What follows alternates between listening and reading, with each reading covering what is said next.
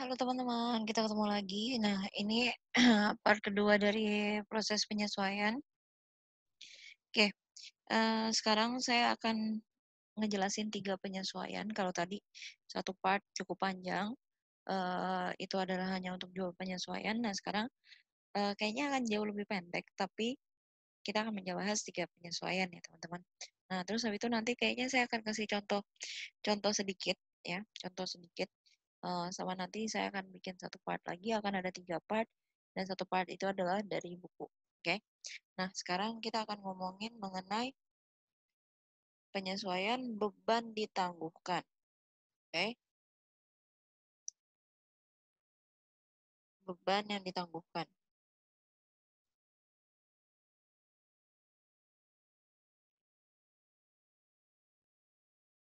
Bentar,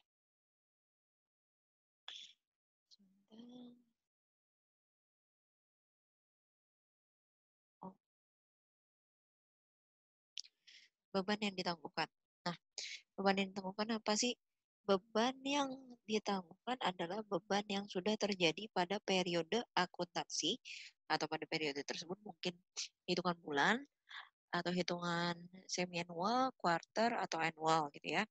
Nah, namun pembayarannya akan baru dilakukan pada periode akuntansi yang akan datang ya. Jadi sekarang tuh udah terjadi bebannya, tapi bayarnya tuh nanti. Misalnya contohnya kayak gaji, bunga, pajak, dan lain-lain. Nah, jurnal penyesuaiannya biasanya adalah bla bla bla expense pada bla bla bla payable. Jadi bisa jadi kalau misalnya kita ngomongin gaji ya teman-teman, berarti nanti ini akan jadi salary, salary expense, salary payable, oke? Atau akan jadi wages expense, wages expense, wages payable, atau bisa juga nanti jadi uh, tax, tax expense, tax payable. Nah, pokoknya ini bebannya tuh udah terjadi ya, bebannya udah terjadi, cuma kita belum bayar, jadi makanya kita bakal masukin ke payable atau utang. Nah, pada bebannya udah terjadi periode ini, oke? Atau nanti ada juga dia berupa interest, ya, interest expense, interest payable, oke? Jadi nah si titik-titiknya ini atau bla bla blanya ini bakal diisi dengan ya apa yang beban apa yang kamu hutang gitu ya. Nah, kenapa sih harus dibikin? Karena gini teman-teman, ada beberapa beban yang sebenarnya udah terjadi. Misalnya contohnya kayak upah. Kalau kamu bayar upah harian, ya kalau misalnya kayak contohnya pekerja kamu itu adalah kerjanya harian, oke? Misalnya kerja tanggal dari, nah saya coret-coret aja kali ya. Kita pindah ke coret-coretan ya teman-teman ya, bentar ya. Oke, oke. Contoh, kamu punya pegawai, ya pegawai 10 orang pegawai. Oke, di mana satu hari kerja kamu bayar mereka masing-masing satu orang per satu hari kerja itu adalah 10.000. Satu orang per satu hari kerja. Mereka kerja dari hari Senin hingga Sabtu. Oke, Senin sampai Sabtu.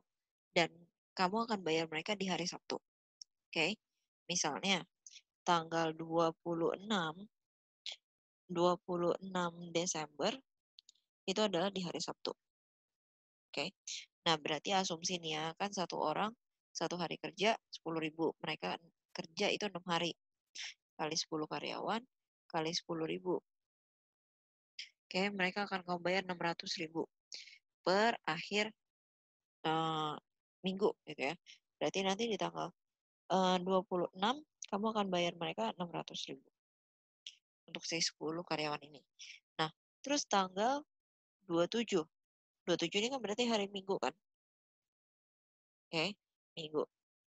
Kan mereka nggak kerja nih, anggap libur ya. 28, oke, 28 itu hari Senin. 29 itu hari Selasa, 30 hari Rabu,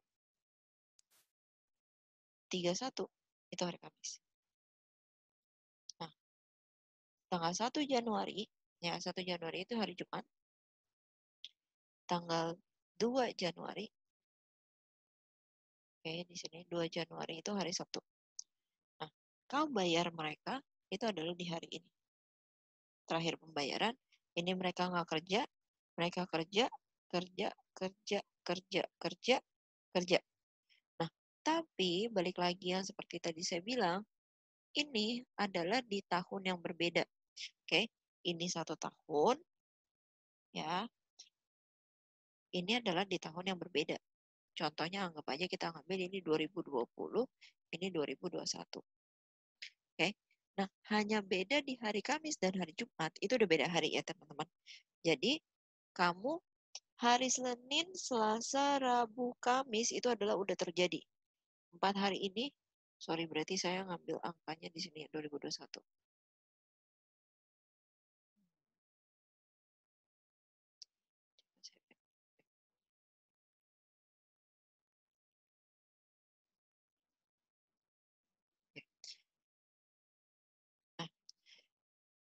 Nah, oke, jadi oke, gini. Ini tanggal 1 Januari, 2 Januari, 3 Januari, terus habis itu sama tanggal ini, itu adalah 2 tahun yang berbeda. Kenapa di persimpangannya itu di tanggal 31? Karena di bulan 31 ini kita masih mencatat sebagai beban ya. Oke, kita lanjut. Nah, 28, 29, 30, 31 ini udah terjadi dan ini adalah bagian dari 2020. Oke, 2020 ini bagian dari 2021. 21-nya itu di start dari tanggal satunya ya. Nah, jadi teman-teman, ini disebut sebagai beban yang sudah terjadi pada periode akuntansi tersebut, tetapi akan dibayar pada periode depan. Bayarnya kan baru di sini, ya. Bayarnya kan baru di situ tuh, ya kan, di sini. Jadi, ini akan kita catat sebagai hutang. Senin, Selasa, Rabu, Kamis. Jadi, 4 hari kali 10 karyawan kali 10.000 itu akan kita catat pada tahun 2020. Oke, sebagai wages expense, wages payable senilai 400.000. Oke, nah 31-nya ini sebenarnya masuk persimpangan ya teman-teman. Masuk persimpangan antara 2020 dengan 2021. Nah, cut off-nya di tanggal 31 ini. Makanya dihitungnya 4 hari. Ya. Nah, ini yang disebut sebagai sudah terjadi, tetapi akan dibayarkan nanti. Ya, ini yang disebut sebagai accrued expense. Ini adalah salah satu contohnya. Mungkin nanti ada contoh di mana kamu nggak harus ngitung sih. Dia udah kasih tahu beban gaji yang masih harus dibayar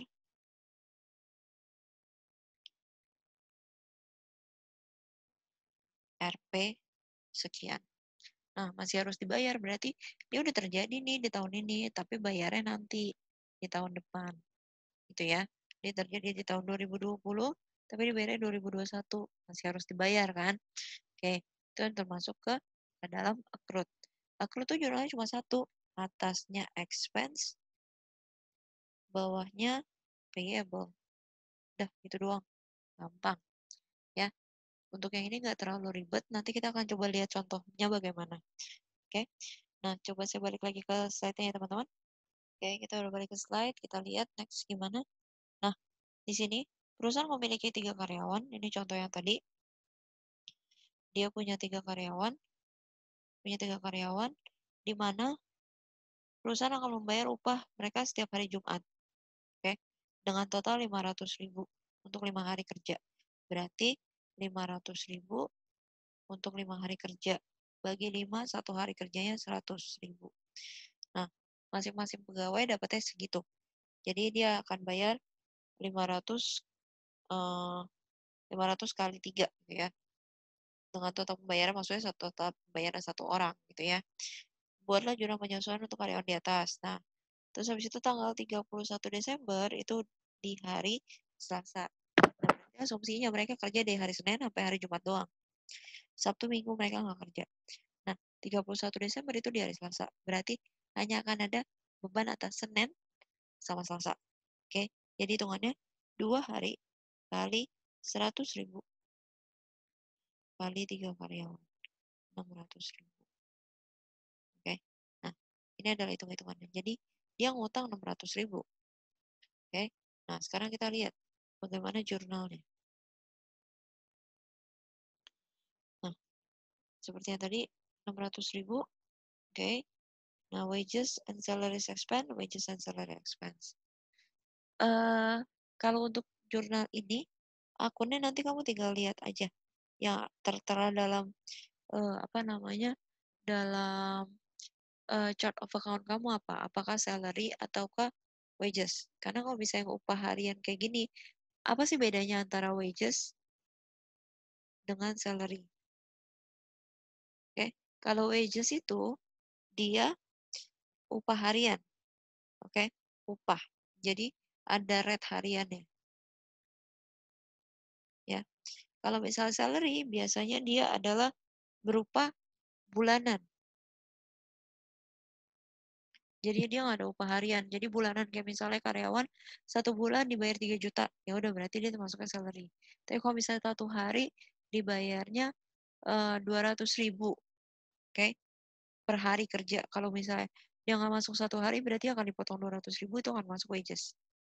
Ya, itu apa namanya perbedaannya antara mana wages, mana salary. Nah, kayak ini adalah pendapatan ditangguhkan. Sekarang adalah pendapatan ditangguhkan. Di mana pendapatan ditangguhkan itu adalah pendapatan yang sudah terjadi. Atau kamu udah selesai nyelesainnya, jasa udah selesai kamu selesaikan, tapi pembayarannya baru akan terjadi di periode yang akan datang. Oke, jadi anggapannya udah selesai sih, tapi karena hari ini tanggal 31, saya belum bisa nagih. Jadi saya akan masukin dia sebagai account receivable dan service revenue. Ini sama aja kayak penyelesaian jasa yang belum dibayar. Oke, jadi sama aja kayak gitu. Jadi anggapannya kayak gini, misalnya kamu terima jahitan, oke? Terima jahitan selama 1 periode. Nah, jahitan itu udah selesai di tanggal 31, karena kamu kebut banget, tanggal 31 udah selesai.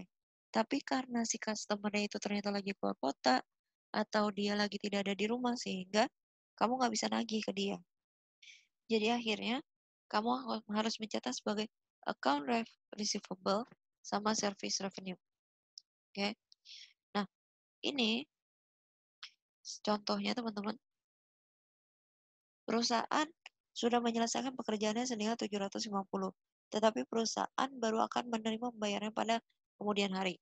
Ya udah dia tinggal catat aja account receivable sama service revenue 750. Emang gampang, biasanya angka-angka kayak gini, jurnal-jurnal kayak gini nggak terlalu susah. Ya udah ketahuan angka-angkanya berapa aja gitu. Oke, kita next.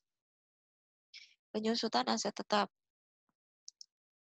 Nah, penyusutan aset tetap itu juga salah satu yang lumayan gampang dimengerti, teman-teman.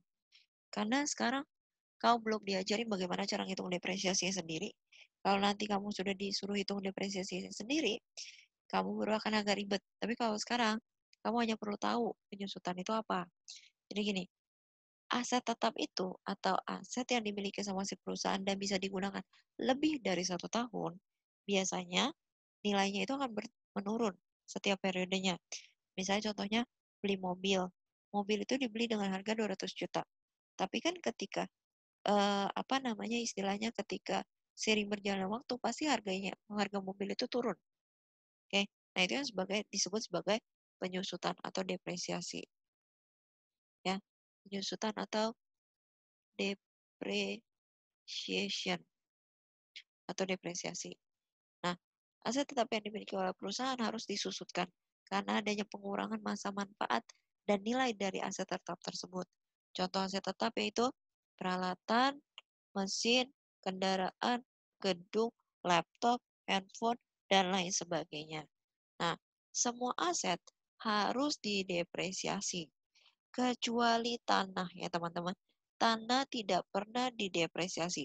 Oke, sekali lagi, land itu tidak pernah didepresiasi. Ya, tidak akan masuk di sini. Nah, jadi yang equipment, machine, vehicle, building, and the others itu akan didepresiasi. Sama dimasuk kategori fixed asset. Fixed asset itu adalah aset berwujud yang akan digunakan sama perusahaan lebih dari 1 tahun. Oke? Nah, gimana sih jurnalnya apa? Jurnalnya hanya akan ada satu. Oke, istilahnya mungkin nanti ini istilahnya saya skip dulu ya teman-teman. Untuk sekarang nanti akan saya jelaskan lagi di materi penyusutan fixed asset ya. Nah, di sini jurnalnya hanya akan ada satu. Depreciation expense of bla bla bla dan accumulated depreciation of bla bla bla. Bla bla blanya nanti akan diisi. Contohnya dengan equipment. Nah, kalau di atas equipment, bawahnya juga equipment. Oke. Atau bisa juga diisi dengan building, building. Oke. Building. Oke. Atau diisi juga dengan apa namanya? Vehicle, vehicle itu juga bisa. Oke. Atau kita isi dengan land, land, land. Bisa nggak? No, ini nggak bisa ya teman-teman. Karena sekali lagi, land tidak pernah didepresiasi. Oke. Nah, jadi si bla bla blanya ini akan diisi dengan fixed asset apa yang didepresiasi ya atau disusutkan. Kita ke contoh. Nah, di sini langsung teman-teman ya. Wait. Nah, di sini PTA memiliki peralatan nilainya 100 juta. Oke. Disusutkan 10 juta per tahun, 10%, sorry, 10% per tahun. Ya udah tinggal lihat aja. Kalau dia tahunan, oke, tinggal 100 juta kali 10%. 10 jutanya kau masukin. Tapi kalau misalnya penyusutannya tiap bulan, berarti 100 juta dikali 10%, 10 juta nih dapetnya, dibagi 12. Supaya dapat 1 bulannya berapa. Kalau ini belinya 1 Januari, terus kamu adjustment-nya itu adalah di 31 Desember, ini jurnalnya. Tapi kalau misalnya kamu beli 1 Januari, tapi didepresiasinya tanggal 31 Desember, sorry, 31 Januari, berarti yang kamu ambil tuh angka yang ini. Oke? Nah, terus teman-teman, nah kalau misalnya, ini contohnya dikasih tahu persentasenya. Ada juga yang udah dikasih tahu angkanya. Contoh, dia bilang, dia punya peralatan 10 juta, sorry 100 juta. Setiap tahunnya,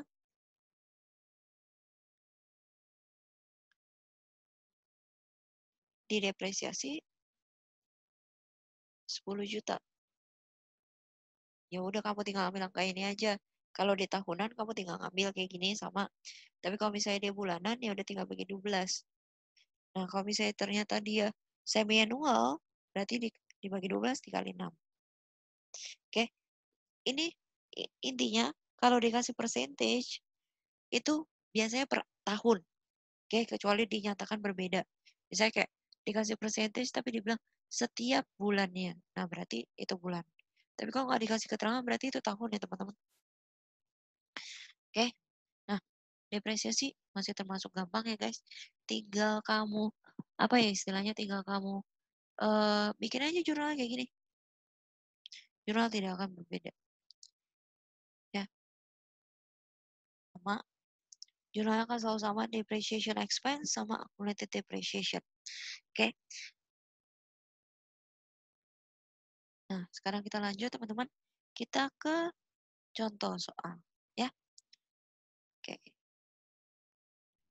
Oke, ini adalah dari contoh soal saya. Nanti untuk part ketiga saya akan bikinkan dari, kalau jadi saya bikin ya, akan saya bikinkan dari buku modul kalian ya. Nah, teman-teman, di sini kamu punya trial balance, neraca saldo atau trial balance-nya punya si Hotel Angela. Oke, ini trial balance. Nah, ini adalah akun-akunnya, teman-teman. Oke, ini adalah akunnya, ini semua ya. Nanti kita pakai ini. Nah, jadi contoh misalnya gini deh, teman-teman. Berarti nanti untuk yang supplies, oke, kita bisa tahu kalau dia dicatat sebagai aset, recorded as aset. Oke, kenapa? Karena kamu ketemunya hotel room supplies. Terus prepaid advertising, ini kan ada angkanya. Berarti dia sama di record as aset. Oke. Nah, terus prepaid rent yang biasanya di-adjust kan, kita mulai dari yang eh, beban dibayar di muka ya. Ini nggak ada angkanya nih. Oke, berarti dia nggak mungkin pakai aset. Nah, kita lihat teman-teman untuk di bagian eh, expense-nya. Oke, untuk di bagian expense ada rent expense. Oke, dan ini ada angkanya 15 juta. Berarti kita tahu kalau untuk rent dia recorded as expense. Nah, ini cara nentuinnya dulu nih, teman-teman. Saya kasih tahu kalian. Oke. Terus nanti akan ada soal yang bentuk begini, akan ada soal yang bentuk narasi. Ya. Nanti coba eh saya pikirkan kembali apakah nanti untuk part 3 kasih dalam bentuk seperti ini yang sama kurang lebih kayak gini atau yang bentuk narasi, ya. Nah, terus kita lihat apakah dia ada add-on. Karena kan ngomongin masalah kita tadi udah ngebahas yang namanya adjustment itu adalah beban dibayar di muka, pendapatan diterima di muka, ada accrued expense, ada depreciation, ada accrued revenue, ya kan? Nah, kalau depreciation berarti hanya terkait sama si equipment nih, ya. Ini depreciation. Sebelum kita dapat informasi lebihnya ya, teman-teman. Nah, terus untuk pendapatan diterima di muka, nih, 0. Berarti dia nggak mungkin dicatat sebagai aset. Nah, adanya service revenue. Oke, sekian. Berarti kita bisa tahu untuk yang eh, apa namanya unearned revenue, pendapatan diterima di mukanya, dia recorded as revenue. Ya. Nah, ini yang bisa kita tahu dulu kenapa kita butuh ini karena nanti kita akan menyesuaikan berdasarkan ini, teman-teman. Ya. Oke, kita lanjut.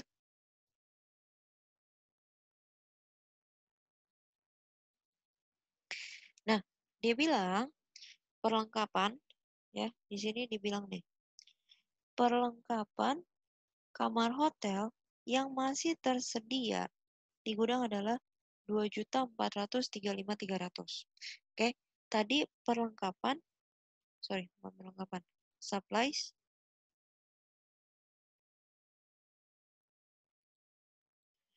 tadi supplies itu dia recorded as, wait, as asset.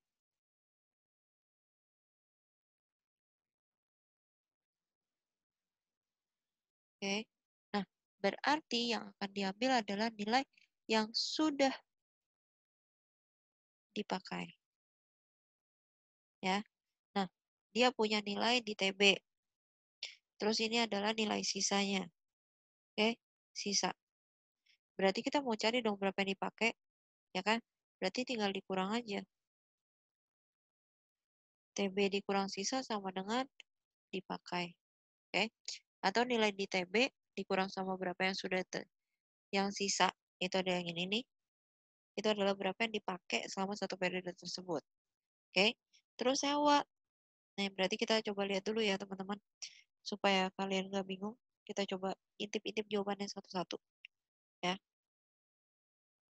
Ops. Oh, jawabannya saya nggak terus. Oke, berarti nanti apa namanya? Saya akan coba bikin di coret-coretan ya. Sebentar. Oke, kita kerjainnya satu-satu ya, guys. Nah, sekarang kita coba lihat dulu yang sebelumnya di hotel room supplies itu ada 6 juta. Oke, di hotel room supplies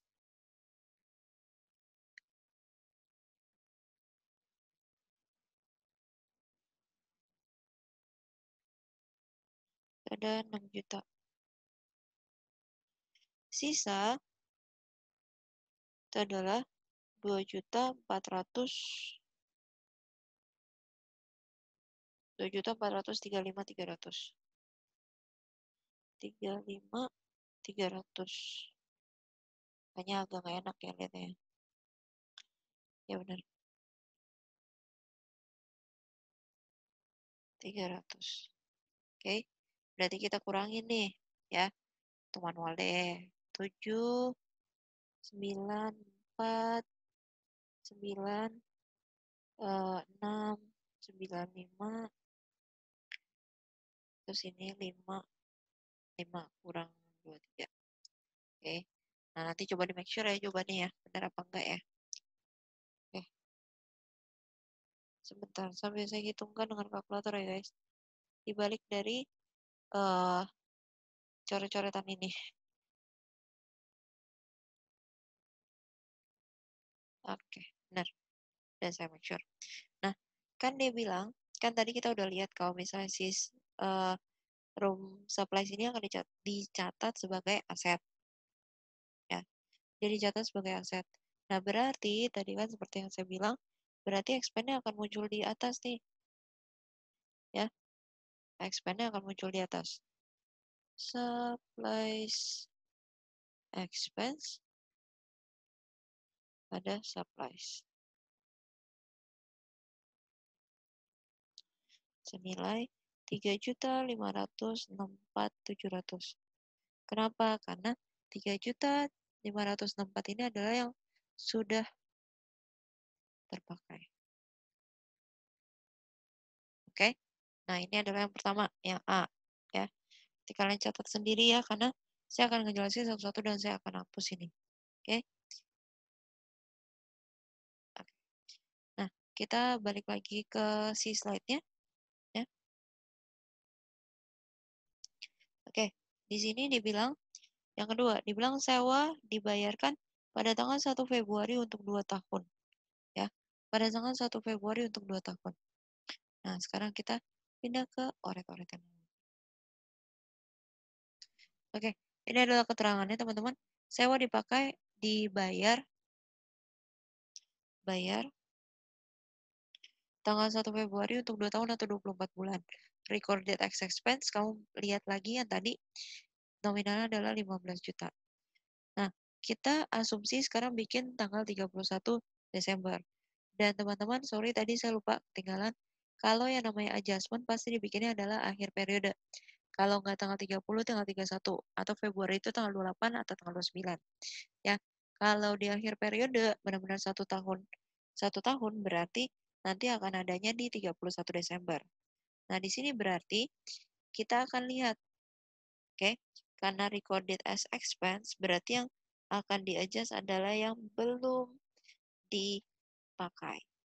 Oke. Nah, kalau misalnya eh, kita beli, kita bayar itu di tanggal 1 Februari. Berarti kita akan selesai di tanggal 1 Februari lagi 2 tahun lagi. Oke. Nah, berarti yang sekarang yang sudah kita pakai, ya, kan tadi total dikurang yang dipakai sama dengan berapa yang belum dipakai, ya kan? Supaya gampang nih ya. Nah, berarti sekarang kita ngitung yang dipakai bulan apa aja. Februari iya, Maret, April, Mei, Juni, Juli, Agustus, September, Oktober, November, Desember. Ada 11 bulan, oke? Yang dipakai 11 bulan. Dari overall, ini yang dipakai ya 11 bulan, 24. Oke, 24 dikurang 11 sama dengan 13 bulan. Oke, 13 bulan belum dipakai. Berarti untuk jurnalnya tanggal 31 Desember itu adalah prepaid trend sama rent expense sebesar 13/24 dikali 15 juta. Oke. Nah, itu nominalnya adalah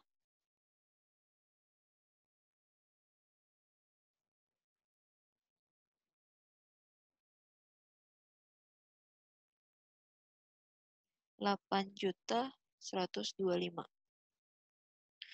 Oke, ini adalah angkanya ya.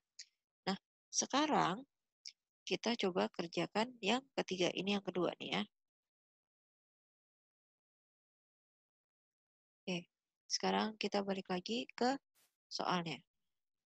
Oke, di sini dibilang soal ketiga, penyusutan dari peralatan adalah 5% per 1 tahun. Oke, dan ingat gini adalah adjustment untuk 31 Desember ya. Berarti 1 tahun nih. Asumsi peralatannya itu udah dibeli dari tanggal 1. Oke, jadi ini jauh lebih gampang sih teman-teman. Bentar. Oke, peralatannya itu adalah nominal 230. Kita ngambil yang peralatan ya, yang equipment. Oke, kita ambil yang equipment. Gak usah dikurang-kurangin sama si accumulated-nya. Karena kan tadi equipment di bawahnya ada accumulated depreciation. Yang kita ambil adalah si equipment-nya aja. Kita nggak usah lihat depreciation-nya, accumulated depreciation nggak usah. Hanya si equipment-nya aja. Terus kita akan bikin jurnalnya sekarang teman-teman. Ini sama kayak tadi, gampang. Kita tinggal bikin 31 Desember depreciation expense of equipment sama accumulated, sorry, typo, accumulated depreciation of equipment. Nah, karena ini panjangan kalimatnya, saya kasih angkanya di sini ya teman-teman. 230 dikali 5%. Kenapa? Karena ini 1 tahun. Ya, jadi 230 juta dikali sama 0,05 atau dikali sama 5%. Ya,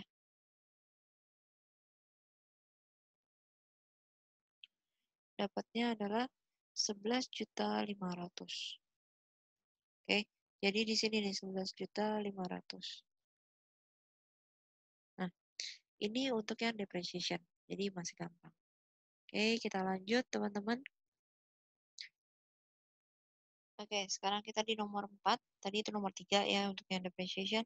Nah, di sini bilang iklan dibayar untuk 15 kali ya penayangan dan hingga, oh ini salah typo, hingga 31 Desember iklan baru ditayangkan sebanyak 6 kali. Oke. Nah, iklan di recorded as asset ya. Ya, kita pindah ke coret-coretan lagi. Oke. Jadi iklan atau advertising ini dia RP-nya itu adalah 6.750.000. Ini lihatnya dari trial balance ya teman-teman. Nah, dia bilang itu adalah untuk 15 kali. Sedangkan dia baru tayang 6 kali. Nah, advertising kalau kita lihat di trial balance itu munculnya tadi prepaid advertising. Berarti dia recorded as asset. Oke. Nah, karena dia recorded as asset, berarti yang akan diambil adalah yang sudah selesai digunakan. Oke. Berarti kita akan ambil 6-nya ini. Berarti advertising expense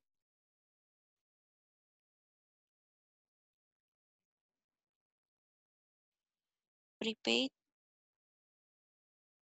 advertising sebesar 6/15 kali 6.750. Oke. Jadi nominalnya 6 bagi 15 dikali 6.750. 2.700.000. Nah, ini adalah angkanya. Nah, ini yang untuk yang keempat ya, tanggal 31 Desember. Oke, sekarang kelima. Dari pendapatan jasa, dari pendapatan jasa yang diterima 30%-nya masih belum selesai hingga tanggal 31 Desember. 30%-nya belum, oke, belum selesai. Nah, sekarang kita hitung deh ya. Kita bikin jurnalnya. Oke, nah, dia punya pendapatan diterima di muka, dicatat sebagai revenue. Taunya dari mana? Tadi kan kita udah tentukan di pertama tuh ya teman-teman. Nah, si 30%-nya ini belum selesai. Nah, kalau yang tadi saya kasih di akhir part 1, nah pendapatan diterima di muka ketika dicatat sebagai revenue, angka yang diambil adalah belum selesai.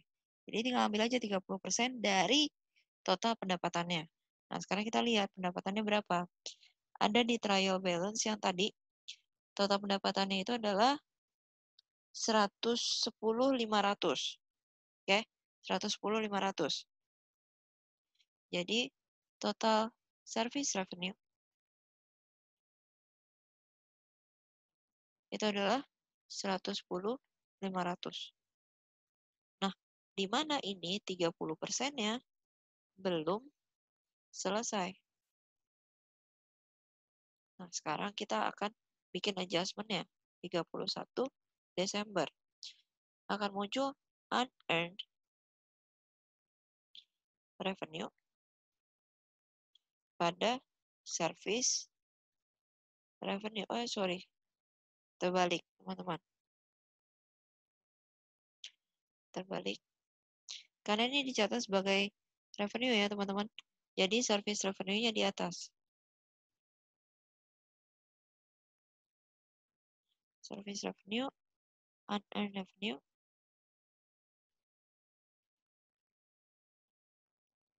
senilai 110.500 dikali 30%.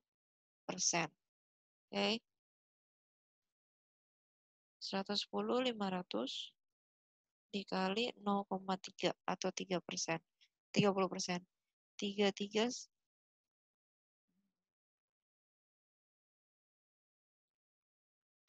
33.150. Oke, ini adalah angka yang akan kamu adjust. Nah, ini adalah adjustment untuk nomor 5. Ya. Jadi saya jelasin adjustmentnya per satu adjustment. Nanti kamu boleh bikin urutan di buku kamu ya, di buku catatan kamu. Nah, sekarang kita lihat yang terakhir, yang keenam. Oke.